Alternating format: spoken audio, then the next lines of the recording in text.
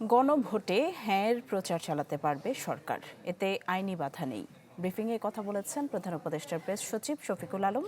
অন্য এক অনুষ্ঠানে তথ্য উপদেষ্টা সৈয়দা রিজওয়ানা হাসান বলেন, সত্যি সংস্কার চাইলে হ্যাঁ বলতে হবে। 12ই ফেব্রুয়ারি জাতীয় নির্বাচনের সাথে হবে গণভোট, যেখানে তত্ত্বাবধায়ক সরকার, সংসদে নারী প্রতিনিধিত্ব বৃদ্ধি, বিরোধী দল হতে ডেপুটি স্পিকার সহ 4টি বিষয়ে থাকবে একটি প্রশ্ন। নতুন বাংলাদেশ গড়তে এলো জুলফিকার স্টিল। জুলফিকার স্টিল, ইস্পাত দৃঢ় অঙ্গীকার। গণভোটের বিষয়ে এরই মধ্যে প্রচারণা শুরু করেছে সরকার। নানা মহলের প্রশ্ন, সরকার গণভোটে হ্যাঁর পক্ষে প্রচারণা চালাতে পারে কিনা। আইন বিশেষজ্ঞদের সাথে আলোচনার পর প্রধান উপদেষ্টার প্রেস সচিব জানান, তাতে আইনি বাধা নেই। ইয়েস ভোটের বিষয়ে চিফ অ্যাডভাইজার বলেছেন যে ইন্টিরিম গভর্নমেন্ট ইয়েস ভোটের জন্য ক্যাম্পেইন করবে এবং করছে, এবং এর বিষয়ে অ্যাওয়ারনেস বিল্ড আপ করবে।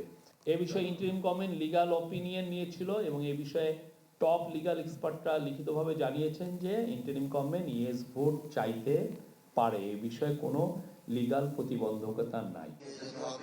রোববার বরিশালে গণভোটের পক্ষে প্রচারণা চালান প্রধান উপদেষ্টার বিশেষ সহকারী ডক্টর আলী রিয়াজ। এ সময় 16 বছরের মতো গুম খুন সহ ভয়াবহ অপরাধ ভবিষ্যতে না চাইলে গণভোটে হ্যাঁয়ের পক্ষে ভোট দেওয়ার আহ্বান জানান তিনি। আসুন আমরা সকলে মিলে একটি রায় দিই, দেশ কিভাবে চলবে। গণভোটের মার্কা কি?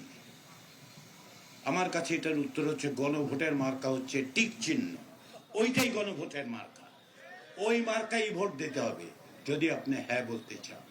এদিকে ঢাকা উত্তর সিটি কর্পোরেশনে এক অনুষ্ঠানে তথ্য উপদেষ্টা গণভোটের সবাইকে অংশ নেওয়ার আহ্বান জানান।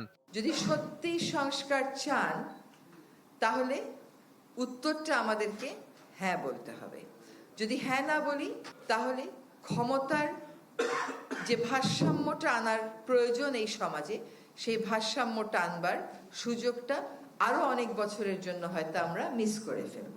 এরই মধ্যে নির্বাচন কমিশন জানিয়েছে, গণভোটের ব্যালটের রং হবে গোলাপি। আশেকিন প্রিন্স, চ্যানেল 24, ঢাকা।